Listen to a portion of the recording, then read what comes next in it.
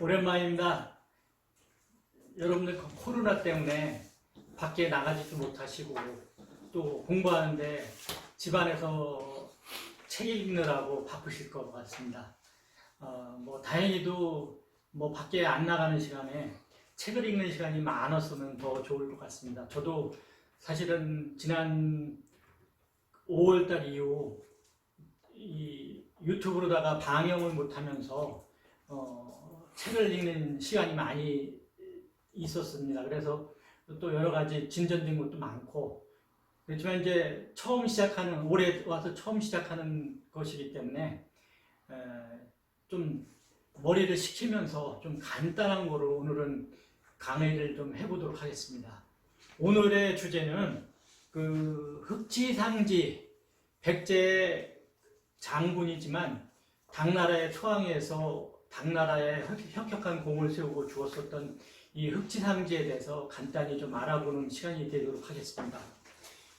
과연 그 흑지상지가 우리가 그 삼국사기에 보면은 그 백제 서부인이라고 나와 있는데, 그 사람이 이 한반도에서 태어나서 한반도에서 장수 생활을 하다가 당나라에 잡혀가서 당나라에서 장수를 했던 건지, 아니면은 원래 대륙에서 나와서 대륙에서 생활을 하다가 그 지역에서 죽은 건지, 이런 거는 우리가 차차 공부를 해보면서 확인하는 시간을 한번 갖도록 하겠습니다.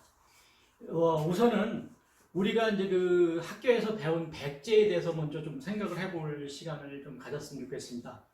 그 백제는 우리 한국 고대사의 삼국 중에 하나로 신라, 고구려, 그다음 백제가 그 우리나라를 그 고대사를 형성하는 한 국가로다가 우리가 배웠고, 그다음에 이게 그 한반도에서 있었다 하고 이제 학교에서 가르치고 있었습니다. 그렇지만 실제로 지금 그 동북아문화재단이나 아니면은 강단에서 가르치는 거는 고구려가 지금 현재 신만주 지역하고 그 일부 요동 지역까지 포함해가지고 고구려가 있었고, 백제는 충청남북도, 전라도, 그 다음에 그 경기도 일부가 백제를 형성하고 있었고, 신라는 이쪽에 경상도 쪽에 있었다고 이제 그 학교에서 배웠지만, 실제로 그런 것도 저희들이 공부를 하다 보면은 대륙으로 넘어갈 수밖에 없는 그런 상황이 됐습니다. 그래서 이제 그 백제에 대해서 간단히 그 일반 책이나 일반 위키나 이런 데 나오는 거를 간단히 정리해가지고 보면은, 일단은 수도는 학교에서 배웠었을 때 이 한강을 중심으로 해가지고 위례성, 요 시절이 이제 기원전 18년 정도에 세워져 가지고 한성 백제가 됐었고, 그 다음에 이제 웅진 쪽으로 내려와 가지고 백제가 됐었고, 그 다음에 나라가 망할 때쯤 돼가지고 사비 쪽으로 내려와 가지고 남부여가 됐었다고 이렇게 가르치죠. 그 다음에 이제 그 인구는 660년경에 망했었을 때 백제가 원래 오부 37군 200여 성에 76만 호라고 그 삼국사기에 나와 있습니다. 근데 이제 문제는 뭐냐면은 그 백제가 쓴 게 기원전 18년이라고 했고, 이게 삼국사기에 나오는 얘기입니다. 그 다음에 신라의 기원은 기원전 57년이고, 그 다음에 그 고구려의 기원은 기원전 37년 혹은 38년 얘기를 하는데, 과연 이게 그 역사 연표로 맞는 건지, 이런 거는 여러 독자들께서 한번 좀 보시고 그게 맞는 건지 그 스스로 공부를 하는 시간을 가졌었으면 좋겠습니다. 왜냐면은 제가 공부를 해보아도 이 한사군이라고 그러는 게 그 설치된 게 108년 정도인데, 어떻게 고구려가 BC 37년, 38년 이렇게 얘기를 하는지, 이미 한사군은 BC 108년 정도에 됐었는데, 그러면 고구려라는 거 자체도 그 이전으로 더 소급해야 되는 건데, 우리는 현재 배운 대로라면은 BC 37년이니까 너무 차이가 나는 거죠. 그래서 이제 이런 부분을 개개인이 좀 더 심화 학습을 하셔가지고 우리 고대사의 그 생성 시기를 좀 더 앞당기는, 그러니까 기원전 그 108년 이전으로 더 넘어가는 그런 계기가 됐었으면 좋겠습니다.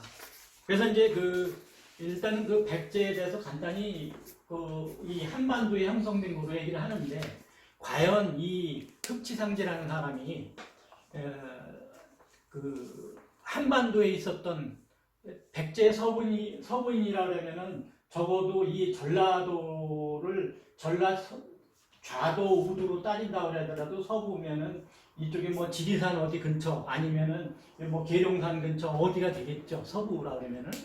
근데 그쪽이 맞을지 안 맞을지 이런 부분도 의문이 가는 점이 상당히 많습니다. 근데 제가 여러 가지 공부를 하다 보니까 중국에서 나온 흑치상지 관련된 자료가 있었습니다. 그게 중국 장수전전이라고 하는 책이 있는데, 그걸 기준으로 인터넷 보면 여러 곳에서 그런 책이 나옵니다. 그러니까 그런 걸 한번 살펴보시고, 과연 이 흑치상지가 반도 사람인지 아니면 대륙 사람인지를 검토해 보면 좋겠습니다. 일단 흑치상지에 대해서는 여러분들이 좀 아시겠지만 뭐 630년에서 689년도에 백제 장군으로서 백제 멸망 후 백제 부흥 운동을 이끌었던 사람이고, 이 사람은 이제 삼국사기 제44권 열전 4에 나오는데, 거기에 나와 있는 건 흑치상지는 백제 서부인이다. 그 다음에 이제 구당서나 신당서에서도 똑같이 백제 서부인이라고 나와 있습니다. 그래서 이제 의자왕 때 벼슬은 달솔로서 풍당을군의 군장을 경하고 있었고, 660년에 당나라 소정방하고 신라의 김유신이 기하는 뭐 18만의 연합군이, 나당 연합군이 백제를 정복할 때 임존성이라는 데서 3만의 유민들과 함께 이 사람들하고 싸웠었어요. 그러다가 이제 당나라가 일단은 소정방의 군대가 의장을 비롯해가지고 왕자 태자를 가두고 백제를 백제 이제 유민들을 마구 학살하고 있는 거를 아주 회의를 느껴가지고 그냥 부흥군으로 들어와가지고 이제 임종성에서 싸웠던 거죠. 그런데 이제 결국은 뭐 자기가 하는 것이 뜻대로 잘 안 돼가지고 일단은 당나라에 투항을 합니다. 그래서 당나라에 투항을 해가지고 처음에는 이제 당나라 자령군, 원해장군, 뭐 양주자사로 임명돼가지고 다시 임종선을 공격해가지고 임종선이 이제 당나라 수중에 들어가게 하는 이제 역할을 하고, 그 다음에는 이제 당나라 장군으로서 당나라가 주로 이제 공격한 데가 이쪽에 서부 지역이거든요. 서부 지역에 전선에 투입돼 가지고 생을 마감할 때까지 싸우다가 나중에는 이제 이 북망산에서 묻히는 그런 시간까지의 기간 동안에 흑치상지의 어떤 좀 행적을 잠시만 보도록 하겠습니다. 일단은 흑치상지가 태어난 곳이라고 하는 곳은 우리는 그냥 서부인이라고 되어 있는데, 이 중국 장수전전을 보면은 유인계전이 있고, 그게 이제 933페이지 정도 나와요. 이 중국 장수전전이 상중하로 되어 있어요. 근데 중권에 933페이지에 보면은 주로 이 유인계하고 이제 백제군들하고 싸웠었던 지명, 이런 부분이 좀 나오고, 흑치상지 부분은 따로 나오는데 요거는 947페이지 정도에 나오는데, 흑치상지가 어디서 태어났다 하는 부분이 나와요. 그래서 일단은 흑치상지가 어디에서 태어났는지는 일단은 그 중국 장수전전의 흑지상지 이전에 보면은 그 흑지상지는 당고종 그 이치 측천모시의 명장이다. 중국 사람들은 이제 저기 흑지상지가 당나라 명장으로 보고 자기들의 장수라고 보고 있어요. 그리고 백제, 근데 이제 가로하고 중요하게 써놨습니다. 광동 흡현 서북에 그 백제라는데 요 사람이다 이렇게 나오는데 그 백제 서부인이라고 하는 그거를 하면서 흡현이라고 하는 적은 이쪽에 지금 현재 그 광서성하고 광동성하고 그 해남도 있는데 합쳐지는 그 지역쯤 되면은 여기가 흡현이거든요.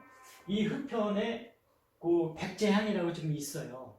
그 백제향 고기가 그 흑지상지 고향이다 이렇게 써놨고, 그 다음에 이제 그 유인계전에서 보면은 이 나당연합군들이 싸웠었던 지역을 설명을 해주면서 그 신라라는 것도 설명을 해주는데, 신라는 지금 복건성 그 장정현이라고 어디라면은 무의산맥 있는 쪽이에요. 복건성에 여기에다가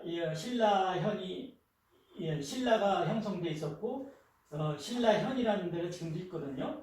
그래서 이제 여기가 신라다 이렇게 얘기를 하는 거고, 그 다음에 웅진이라는 거는 이 사람들은 여기서 싸웠는데 한반도 웅진이라고 이렇게 써놨어요. 그러니까 참 이 사람도 그 흑지상지가 여기가 태어났고 신라가 여기인데 여기다가 웅진을 해놓은 것도 보면 좀 미안할 수도 있을 것 같아요. 한반도랑은 전혀 관계가 없는데 이런 부분이 있다 하는 것도 있고, 그 다음에 이제 그 마지막에 나당연합군이 싸웠었던 그 백강전투라고 되는 거, 요거는 지금 호남성 기양현이라고 되어 있는데 여기에 지금 형양이 있어요. 형양이 있는데 그 옆에 그 백강이 있거든요. 그래서 이제 이쪽에서 이제 그 백제와 나당연합군하고 마지막 전투가 일어나고 663년도에 완전히 그 백제가 그 역사 속에서 사라지는 그런 시간을 맞았었던 거죠. 그래서 이제 지금 그 중국 장수전전을 이제 구할 수 있으면 한번 구해 보셔가지고 그거를 좀 더 연구를 해 보면 좋을 것 같습니다. 그래서 이제 그 일단은 흑지상지가 그 태어난 장소가 여기입니다. 그리고 흑지상지에 그 묘비가 나왔어요. 묘의 표지석이 어디서 나왔느냐면은 1929년도에 이쪽에 낙양성 그 북망산에서 나왔습니다. 흑지상지하고 흑지준의 그 묘지명이 출토가 됐는데, 이거는 우리가 얘기한 게 아니고 1929년도에 그게 출토됐다고 하는 거를 중국 정부 아니면은 그 일본 사람들이 이미 그걸 알고 책에다가 다 소개를 하고 있는 거거든요. 그래서 이 흑지상지 묘지명이 나왔었던 것도 그 중국 그 하남성 낙양현인데, 이게 이제 저기 그 일본에서 쓴 중국 고적 유물 뭐 관련된 그 책이거든요. 여기에 보면은 그 요거는 저기 흑지상지의 아들 흑지준의 그 묘지명입니다. 그리고 이제 여기에 소개하는 거는 흑지상지의 묘지명이거든요. 근데 이거가 이제 그 1929년도에 출토됐었을 때 원래대로라면은 낙양성 박물관에가 있어야 되잖아요. 근데 지금 이거는 남경박물관에 가 있습니다. 왜 그랬는지는 잘 모르겠어요. 근데 그 지명 이동을 하면서 사람들이 낙양박물관을, 그러니까 한국 사람들이 많이 방문을 하니까 한국 사람들이 보지 않았으면 좋겠다는 것 때문에 남경박물관에 갔다 왔는지도 잘 모르겠습니다. 근데 이제 이 흑지상지 묘지명을 보면은 흑지상지는 그 북망산에서 그 묻혀 있다, 그런 거를 좀 기억해 두면 좋겠고, 일단은 그 역사상으로 봤었을 때 태어난 건 여기고 묻힌 곳이 여기라고 할 경우는 이 사람이 반도로 넘어왔을 가능성은 엄청 희박한 거거든요. 근데 이제 흑지상지가 태어나서 그 당나라에 투항을 하고 나가지고 그 당나라 장수들하고 가서 싸운 지역을 또 연구를 해보면은 주로 흑지상지가 싸운 지역은 이쪽에 그 선영 있는 데서 포함해가지고 청해성 아니면 토르폰하고 싸웠거든요. 그래서 초창기에 투항에서 싸웠던 지역이 이 토르폰 지역에 있는 사람들하고 싸웠고 주로 무공을 떨쳤었던 지역이 이곳입니다. 근데 이곳에서 무공을 떨치다가 그 뭐 말년이라고 하면 좀 이상하지만 일단은 그 684년도에 그 양주 쪽에서 서경업이라는 사람이 그 반란을 일으켜가지고 그 진압을 하고 그 다음에 685년에 서기죠. 서기 685년에 전국의 그러니까 당나라 전국의 변방 업무를 담당하게 돼요. 그리고 686년도에 그 돌궐 각한 그 구틀륵이라는 사람이 하동도를 이쪽에 하동이죠. 하동도를 공격을 했을 때 이거를 막아내면서 그 흑지상지가 연국공이 되거든요. 연국공이 됐고 그 다음에 687년에 이제 지금 배우는 역사로 봤었을 때 돌궐이 삭주를 침범을 해요. 돌궐이. 그런데 이때 이제 이 사람들을 황하태라고 하는 지역까지 몰아내거든요. 몰아냈는데 문제는 뭐냐면은 몰아내고서 이제 흑지상지의 부하 중에서 한 사람이 그 흑지상지하고 그 상의가 없는 상태에서 이 찬보벽이라는 사람이 그쪽을 공격을 하다가 1만 명 정도가 뭐 1만 3천이라고 하던가 그런 사람들이 괴멸을 한다고요. 그러니까 이제 이 흑지상지가 승승장구하는 거를 두려워했기도 하고 시기하는 사람들 중에서 주웅이라는 사람이 있어요. 이 사람이 이제 그 응양 장군이라는 그 흑지상지의 어떤 부하죠. 이 사람하고 더불어 가지고 반역을 했다고 모함을 하거든요.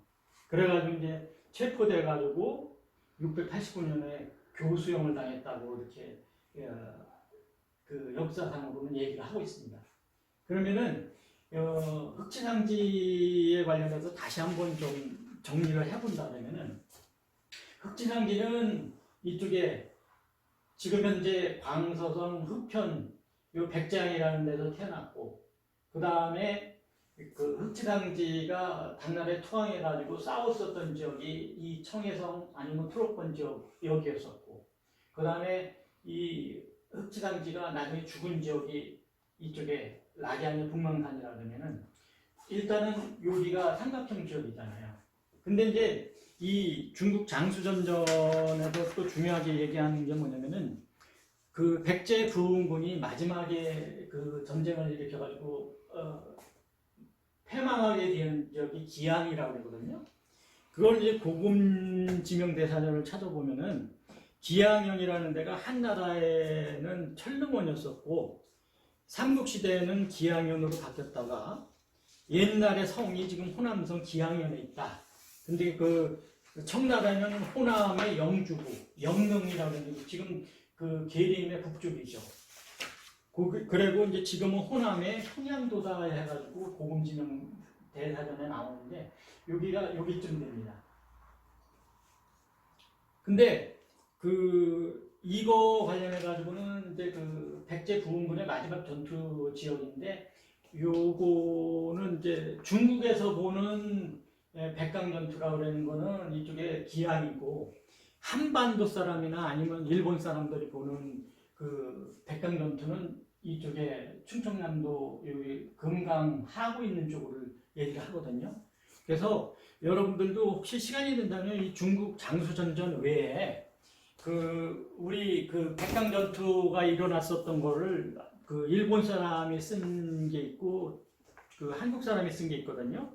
그래서 그 책 중에서 우리가 몰랐던 왜군 백제 팔검 이야기 백촌강 전투 해가지고 도야마 미스오라는 사람이 쓴 건데 이성범 씨가 역을 했어요. 그래서 이 책을 한번 보시고 또 하나는 그 백제 치유, 백강구 전쟁 이렇게 해가지고 변인섭, 김중권, 김현철, 배진영, 공조로 이렇게 그 책이 나와 있는 게 있거든요. 그래서 이걸 한번 읽어보시고 한국 사람이 보는 백강구 전투, 그 다음에 일본 사람이 보는 백강구 전투, 그 다음에 중국 사람들이 생각하는 백강구의 위치를 보시면서 이 역사의 그 왜곡 장면이 어떻게 해서 한반도로 넘어왔을까 하는 것을 좀 기억을 좀 해주셨으면 좋겠습니다. 그래서 일단은 그 백제의 그 최종적으로 정리를 한다면은 흑지상지는 이 광서성 흑편에서 태어났고 백제의 그 최후의 전투에 있었던 백강구 전투는 이 호남성 이쪽에 기항에서 일어났었고 그 다음에 흑지상지가 주로 전투를 했었던 당나라 장수로서 전투를 했었던 지역이 이 토르폰 아니면은 티베트 쪽이었고 그 다음에 죽었던 지역이 이 낙양이라고 하는 것을 염두에 두면서 과연 흑지상지의 어떤 유적 같은 것이 한반도에 있어야 되는 것인지 한번 생각을 해보시면서 우리의 역사의 어떤 그 지평을 한반도에서 대륙으로 옮기는 계기가 됐으면 좋겠습니다. 그래서 흑지상지 하나만 문제가 아니고 사실은 그 백제라는 것이 그 대륙에 있었다고 하는 것은 그 제도 사학에 있는 사람들한테 쫓겨나가지고 그 제야사학으로 넘어온 사람들 여러 사람이 있지만 그 중에 이제 그 박찬건 교수가 그 별자리 관련해 가지고 아니면은 여러 가지 연구한 책을 갖고 백제는 이쪽 산둥만도, 신라는 이쪽에 절강성 쪽, 그 다음에 일본은 대만, 그 다음에 이 고구려는 화호트라고 그 좌표를 일단 정했는데 일단 이것도 대륙으로 넘어가는 어떤 그 계기가 될 수 있는 거지만 좀 더 서쪽으로 더 넘어갈 수 있는 계기가 될 수 있을 거로 생각이 듭니다. 그래서 일단은 저는 지명 관련해 가지고 하나씩 백제건 고구려건 신라건 그 대륙의 어느 지역에서 썼다는 것을 하나씩 고정해 나가면서 여러분들하고 좀 더 대륙사관을 공부하는 계기가 될 수 있도록 하겠습니다. 고맙습니다.